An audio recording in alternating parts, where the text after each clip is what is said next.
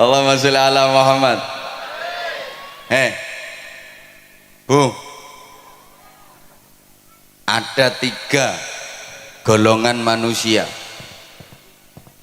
yang ibadahnya sebagus apapun gak akan diterima oleh Allah, doanya sebaik apapun, sekhusyuk apapun gak akan dikabulkan Allah, bahkan di akhirat gak bisa menerima syafaat Rasulullah. Rungokno toh, walaupun ibadahnya bagus, sholatnya top, bukan cuma yang wajib, sholat sunnah dikerjakan semua,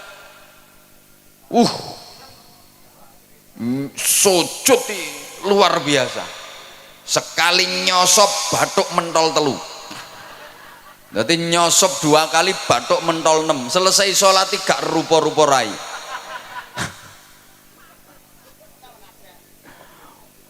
Poso bendino, sodakoh nyah-nyoh, zakat orang mufakat, wiridan sak dalan-dalan maca Quran yo turut ratan, berangkat haji tiap tahun, dia pergi umroh seminggu 5 kali, iso ngomahe Mekah kok,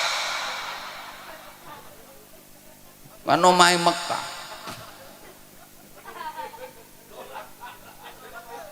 Wis tak pikir aku ngomong.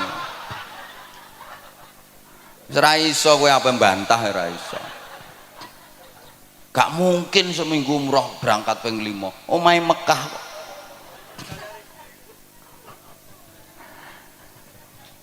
Kalau masuk 3 golongan manusia ini percuma, gak akan diterima Allah. 1, aqul walidain, anak yang durhaka kepada kedua orang tua. Naudzubillah, sehebat apapun anak, kalau sampai durhaka kepada orang tua, berani kepada orang tua, menentang orang tua, melawan orang tua, zalim kepada orang tua, menyakiti hati dan perasaan orang tua, menyia-nyiakan orang tua, padahal si anak hidupnya berkecukupan, kaya, orang tuanya hidup menderita, itu dia mentala. Alah wis kadung.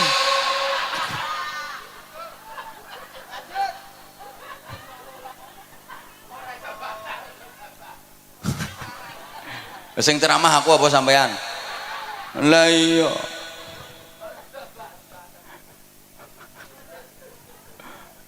Walaupun ini anak alim, mangan kitab entek 2896, ilmune sundul terop, saking pintere sampai iso nggeraji entut. Nggeraji angin ini sak gampang, nggeraji entut begitu tit kok.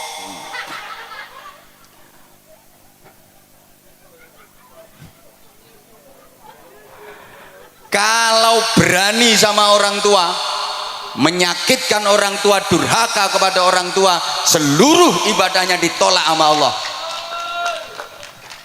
doanya nggak akan dikabulkan oleh Allah, bahkan di akhirat dia nggak bisa menerima syafaat Rasulullah. Walaupun secara lahiriah orang tuanya seakan-akan bersalah, karena dalam hubungan anak dengan orang tua itu undang-undangnya cuma ada 2 pasal. Pasal 1, orang tua tidak pernah bersalah. Pasal 2, apabila orang tua melakukan kesalahan, kembali ke pasal 1. Ya gak mumet, memang pasalnya cuma 2 kok. Jadi hubungan anak kepada orang tua itu pasalnya cuma 2 undang-undangnya. Pasal 1, orang tua tidak pernah bersalah. Pasal 2, apabila orang tua melakukan kesalahan, kembali ke pasal 1.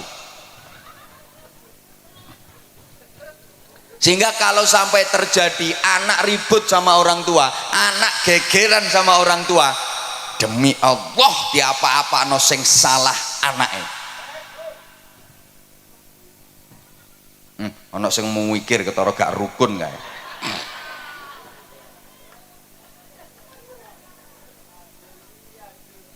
Wajar, karena nggak ada orang tua, nggak ada anak. Orang tua itu menjadi sarana, lantaran wujudnya manusia di alam dunia, betul? Boleh kene ono sing tanpa wong tua, jadi orang bejudus teko lemah, apa meletek teko watu. Maka saya di mana-mana katakan selamanya anak nggak mungkin bisa membalas budi kepada orang tua, nggak mungkin anak bisa membalas jasa orang tua, nggak mungkin bisa. Orang tua pernah gembol anak, anak nggak pernah gembol orang tua. Wong tua tahu ngeden ngetokno anak, anak gak tahu ngeden ngetokno wong tuane. Ngedene yang ngetokno gedang goreng. Loh, orang tua merawat anak itu lama dan ikhlas. Nggak ada yang berharap imbalan. Nah, aku ngerumat kowe sampai selawe tahun. Saiki kon wis dadi tentara. Ayo hitungan sedina aku njaluk upah 50.000. Nggak ada. Lah anak kalau merawat orang tua itu ya cuma sebentar, itu pun pamrih. Sulit ikhlas. Kadang orang tuanya sakit itu. Anak limo iso geger sak dulur. Sing ngramut ya sampean. Oh sampean bagiannya paling akeh kok. Biasanya ngono kuwi lambe-lambe kudungan.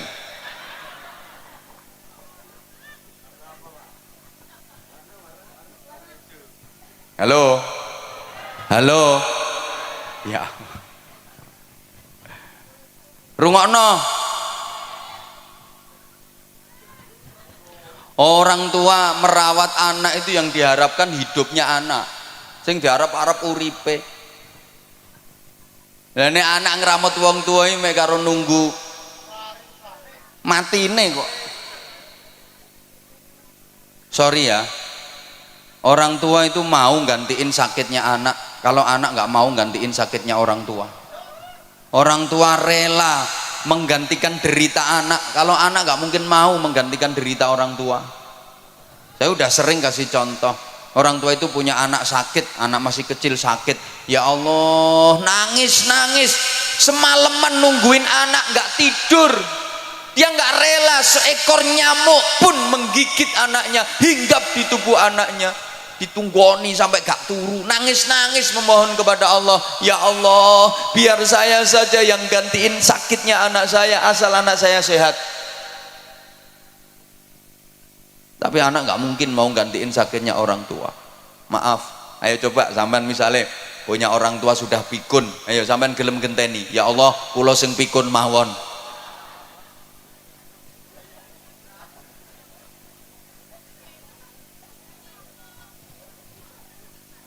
Orang tua tuh punya anak pilek, hidung tersumbat, sing nyumpeli yo umbel, ndak iso ambekan, diapakno?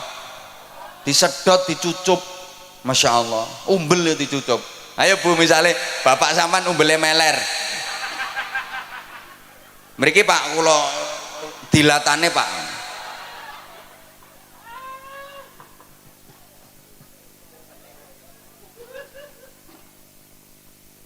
Lah orang tua itu siapa saja? Satu, abul jasad, orang tua kandung, ayah dan ibu kandung. Dua, abur ruh, yang merawat ruh, merawat jiwa, gurunya, kiainya, bunyainya, ustadz ustazahnya. Hukumnya sama orang tua. Kalau orang tua kandung itu yang merawat jasmani, kalau guru, kiai, bunyai itu yang merawat rohani. Iki dirungokno apa ora toh? Tiga, yang ngasih pasangan hidup, mertua, sama wajib dihormat. Bu, menantu kalau nggak rukun sama mertua, ya sama, itu namanya menantu yang tidak berbakti kepada orang tua, durhaka. Sama. Ada nggak? Ngacung.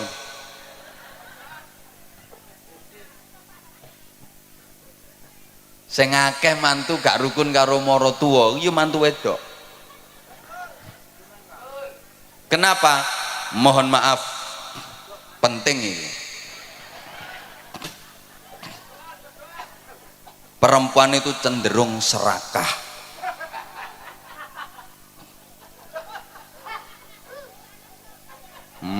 Wong lanang serakah ya eneng kok. Yang mbek kiai wani nyentak apa maneh mbek bojone. Mohon maaf, banyak istri yang tidak merelakan suaminya untuk berbakti kepada orang tua. Banyak suami yang tidak menyadari posisi. Sorry ya, istri sama suami itu beda. Karena istri perempuan, suami laki-laki. Lah yo beda. Istri itu haknya suami. Kalau suami bukan haknya istri, haknya orang tua. Rungokno. Suami itu haknya orang tua. Artinya suami harus lebih memprioritaskan orang tuanya, mementingkan orang tuanya daripada istrinya. Ya sama-sama penting, istrinya penting, orang tuanya penting, tapi perbandingannya lebih dipentingkan orang tuanya daripada istrinya. Ini kalau suami. Beda dengan istri. Istri haknya suami, bukan haknya orang tua. Karena waktu nikah sama orang tuanya sudah diserahkan total kepada suami. Maka istri harus lebih memprioritaskan suaminya daripada orang tuanya. Kalau suami harus lebih mementingkan orang tuanya daripada istrinya. Lah ini yang suka nggak diterima oleh para istri. Suami mau berbakti kepada orang tuanya, dihalang-halangi oleh istrinya. Kadang suami mau ngasih duit ke ibunya, ini si istri ngamuk-ngamuk, diselidiki. Mbok kei pira makmu mau? Mbok kei pira makmu mau? Mbok kei pira? Ya kekno kabeh kono, kekno kabeh, ndang ngusungi rono kabeh, gawa nang gone makmu kabeh kono. Wis klambimu nang digerono pisan, bantalmu sak sarung ngusungi rono, engko bengi nang kelon karo makmu kono.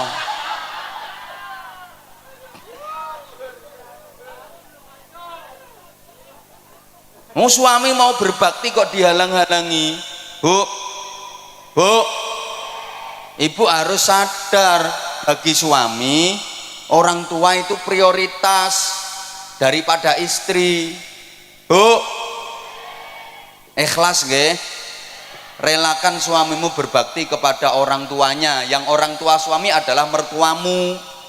Maka istri solehah, calon-calon bidadari surga itu adalah perempuan-perempuan yang mengikhlaskan, merelakan suaminya berbakti kepada orang tuanya. Suaminya lebih mementingkan orang tuanya daripada dirinya sendiri.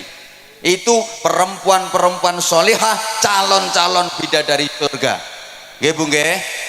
Nggih Bu nggih? Jadi misalnya, Bu, suami ibu punya duit 10 juta.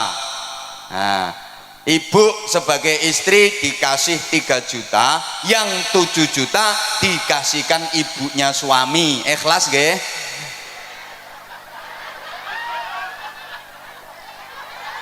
Ikhlas nggih?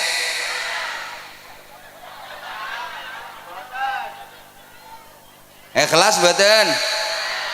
Mulane angel mlebu swargamu ya ngono.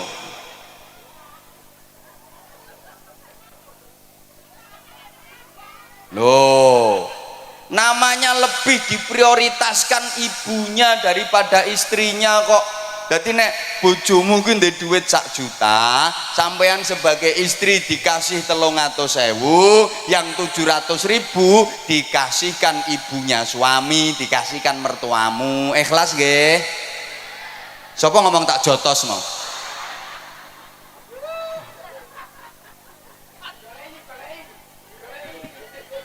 jotos deh. Wi istri apa petinju kok tak jotos deh. Kalau ibu ikhlas, nah itu gampang masuk surga. Itu istri solehah dan calon-calon ratu bidadari surga. Halo, rungokno. Jadi sampean niku Bu, kalau dikasih uang belanja sama suami, sebelum nerima duit itu sampean ngomong, Mas, aku sampean kei duit ngene iki, buke sampean kei to ora? Lek buke sampean kei ya aku gelem nrimo duit iki. Lek nek buke gak sampean kei, aku mau nampani, Mas.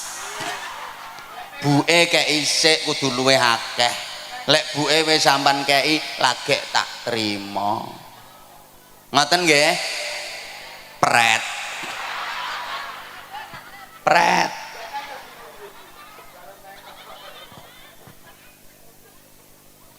Jadi misalnya ibu dibeliin gelang sama suami, sebelum diterima tuh gelang ngomong, ya aku sama tukono gelang ini ki, ibu sama tukono pora. Le ibu sama tukono ya aku gelem. Lah nek ibu gak sama tukono, aku mau nganggo ya, gak gelang-gelangan rapopo. Penting ibu timbang aku. Ibu sing ngeramut sampean, sengsara rekoso mulai cilik gedekno sampean, sorone ra karuan. Aku petuk sampean wis siap pakai. Aku gelem nganggo gelang iki, tapi ibu ya tukono gelang sing luwih gede. Ngoten Bu nggih? Alah ra trimo pret nek iki. Pret.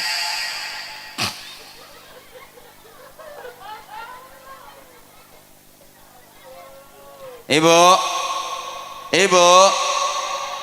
jadi misalnya ibu mau diajak berangkat umroh sama suami, ibu harus ngomong, ya aku kata dijak umroh, ibu zaman jak taga, lek ambek ibu aku ya gelem melu ya, lah nek ibu gak zaman jak aku yang mau, podo-podo nek duwe zaman pas-pasan, berangkat ambek ibu ae, aku kari-kari gak apa-apa, penting ibu timbang aku.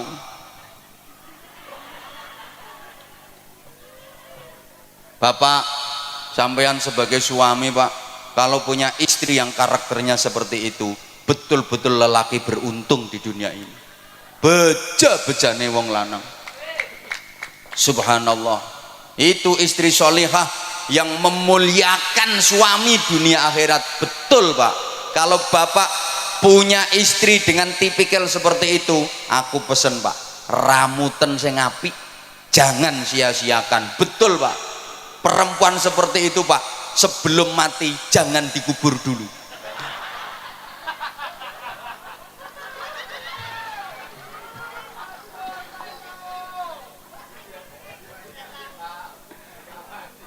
Soalnya langka.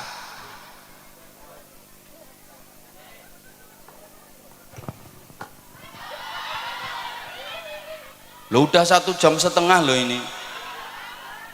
Yang kedua, yang kedua, mahal yo gak melo urun kok. Yang ibadahnya pasti ditolak, doanya nggak mungkin diijabah, dan di akhirat nggak bisa menerima syafaat Rasulullah adalah para istri menengok. Lu memang iya kok. Istri-istri yang suka melukai perasaan suami, menyakiti hati suami padahal suaminya benar, dan suka membebani suami di luar batas kemampuannya. Tak baleni. Pengumuman. Ibadah sebaik apapun gak akan diterima Allah, doa sekhusyuk apapun gak akan diijabah Allah, dan di akhirat gak bisa menerima syafaat Rasulullah. Siapa? Istri-istri yang suka melukai perasaan suami, menyakiti hati suami padahal suaminya bener. Aku gak bahas suami sih gak bener, Alah rungokke sik. Ucul ya ben balon murah kok. Balon ucule geger ndangak kabeh. Tuku meneh 5.000 kok. Hah? Malah mek 3.000 gegerno pengajian. Halo. Halo. Bu, ini beneran loh, Bu. Rasulullah pernah cerita, besok di akhirat itu ada perempuan yang wujudnya enggak wujud manusia, bentuknya enggak bentuk manusia, tapi ndasnya alah ndasnya itu ndas celeng, terus awak menengok lagi, awaknya awak khimar, wis gampangane ndase celeng awake jaran. Hi, ngeri. Ndase celeng awake jaran. Siapa itu? Ya tadi perempuan yang suka membebani suami di luar batas kemampuan. Wong suami lo penghasilannya sebulan ini lo cuma 2 juta. Nek njaluk blonjo saulan sampai 250 juta.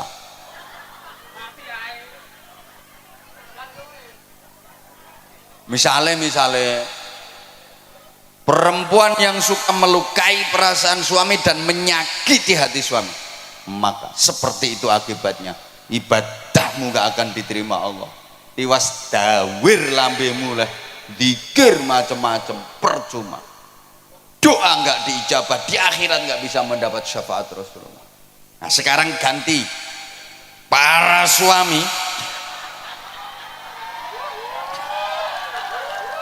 ya harus fair dong.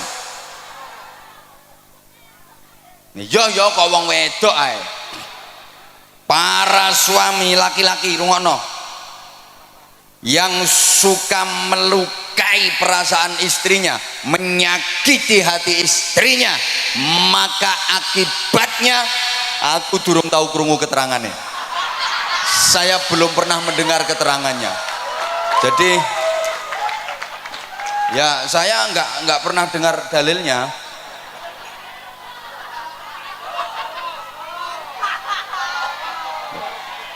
Lah nanti kalau saya sampaikan yo malah keliru kabeh, saya nggak pernah denger kok.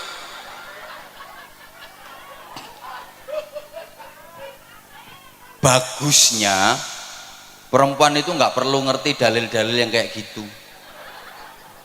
Marake ngelama, ngelunjak, ingkrah ndase wong lanang. Lho wong istri itu lo nggak ngerti dalil lho, suami iso kalah. Apalagi ngerti dalil, malah nyenyek wong lanang. Memang istri-istri itu nggak usah ngerti dalil-dalil kayak gitu, bahaya.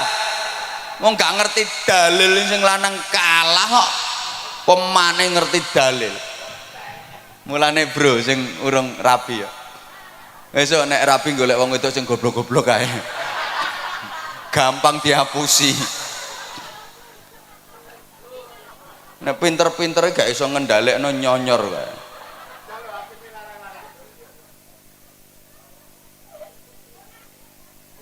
Yang ketiga, udah itu berlalu.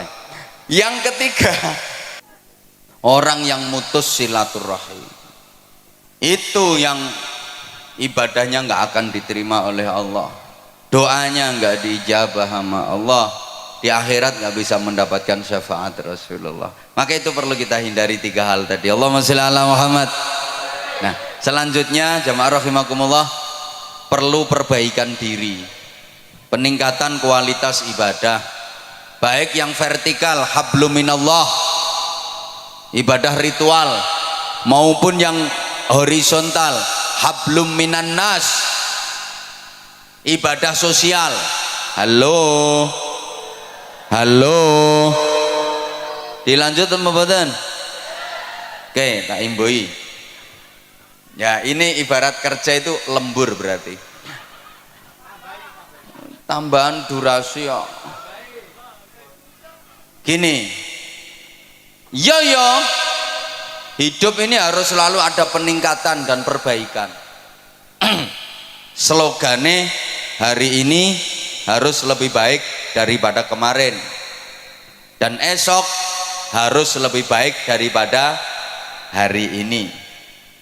Dalam menjalani hidup, pantang bagi kita untuk berprinsip aku masih seperti yang dulu, aku begini engkau begitu. Itu sama saja. Kalau orang Jawa bilang sami mawon, nek diteruske bokonge Mbak Mi dintup.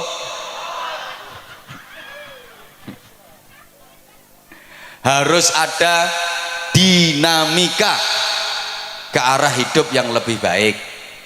Ibu bapak jamaah rahimakumullah, pembangunan musola ini harus disertai dengan pembangunan manusianya. Ya, kita berharap mudah-mudahan musola, masjid-masjid yang ada itu benar-benar bisa menjadi laboratorium rohani,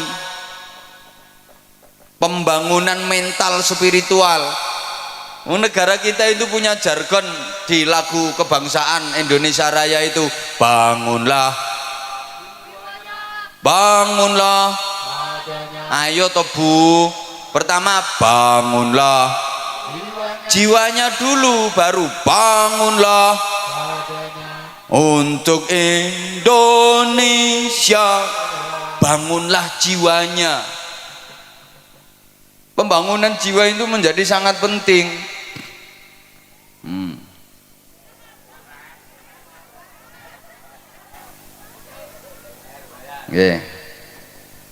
Mohon gelas ini untuk dikeletak.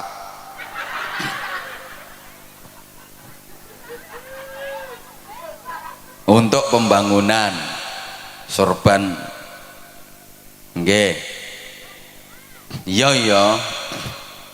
Nah itu juga termasuk bagian dari perbaikan. Nggih Bu nggih. Bu, saya yakin semuanya bawa duit. Kalau nggak bawa duit nggak apa-apa kok, kalung dilepas, gelang dipelorot nggak apa-apa, nanti biar dijual sama panitia.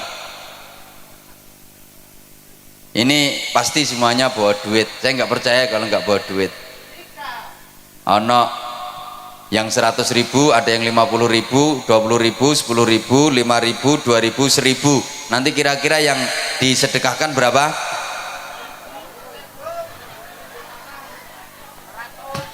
Perlu diingat, sedekah itu yang penting banyak walaupun tidak ikhlas, daripada ikhlas cuma sedikit. Tak baleni, lebih baik sedekah yang banyak walaupun tidak ikhlas daripada ikhlas tapi cuma sedikit. Kenapa saya berani bilang lebih baik sedekah banyak walaupun tidak ikhlas? Loh iya, daripada ikhlas tapi sedekahnya cuma sedikit. Karena kalau sedekahnya banyak, terus sedekah banyak, terus sedekah banyak, pasti lama-lama ikhlas. Mesti metu ikhlas. Mikir ora ikhlas, terus ngetokno akeh kok ora ikhlas. Tapi kalau sedekah itu prinsipnya yang penting ikhlas walaupun sedikit, sampai mate gak kira sedekah akeh. Dan ciri-ciri sedekah ikhlas, tanda-tanda sedekah itu ikhlas adalah sedekahnya banyak. Tandane wong sedekah ikhlas iku sedekah akeh. Soalnya nek sedekah akeh gak mikir, gak perhitungan. Tak baleni. Tanda-tanda orang ikhlas dalam bersedekah itu adalah sedekahnya banyak. Tandanya ikhlas. Soalnya gak perhitungan, gue duit piro, wis gak perhitungan. Engko urusan engko, sesuk urusan sesuk. Rezeki akeh sing guri, mesti ditempui, diganti sama Allah dengan ganti yang lebih banyak. Itu tandanya ikhlas. Nah, di antara tanda-tanda orang sedekah tidak ikhlas itu sedekahnya nilainya kecil, sedekahnya sedikit, tandane wong perhitungan.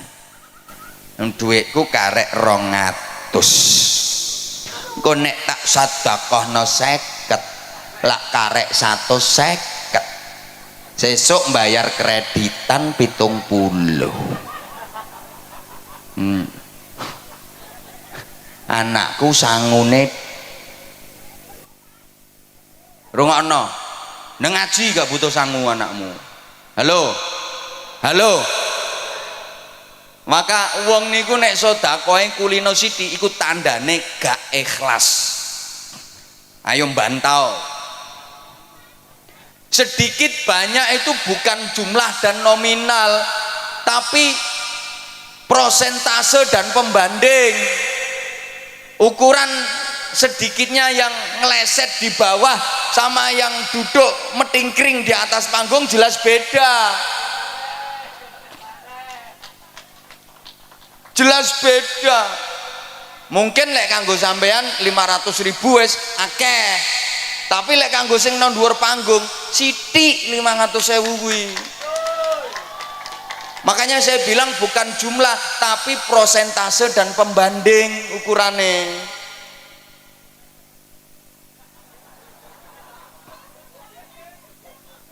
Lah iya, makanya kalau saya katakan di antara tanda ikhlas dalam bersedekah itu sedekah nominalnya banyak, nilainya banyak. Kuwi tandane ikhlas karena dia nggak perhitungan. Tandane wong sedekah gak ikhlas itu sedekahnya sedikit karena dia perhitungan. Halo. Orang yang beramal di dunia tanpa perhitungan, besok di akhirat Allah yo gak perhitungan, langsung dimasukkan surga sama Allah. Itu namanya masuk surga tanpa hisab. Tanpa hisab itu tanpa perhitungan. Siapa yang dimasukkan surga tanpa hisab, tanpa perhitungan? Ya orang-orang yang waktu di dunia amalnya tanpa perhitungan. Malaikat yang meriksa itu langsung didhawuhi sama Allah, kasih instruksi, malaikat itu orang waktu di dunia amal tanpa perhitungan, udah sekarang langsung masukkan surga tanpa diperhitungkan amalnya. Coba tuh orang Bojonegoro kok langsung ke surga.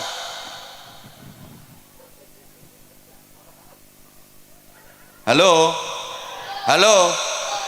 lah, kalau orang di dunia amalnya penuh perhitungan, besok di akhirat Allah juga penuh perhitungan. Dihitung dulu amal bagusnya ada berapa, amal jeleknya ada berapa, lebih banyak mana tangannya untuk muter tasbih sama untuk kopek jarene, lebih banyak mana itu diperhitungkan semuanya. Lama perhitungan itu, paham gak? Ada yang masuk surga bi ghairi hisab, tanpa hisab, itu artinya tanpa diperhitungkan amalnya. Orang-orang yang waktu di dunia melakukan amal tanpa perhitungan, besok di akhirat Allah memasukkan surga tanpa perhitungan. Tapi kalau amal di dunia diperhitung sok no akhirat awas diperhitung karo Gusti Allah.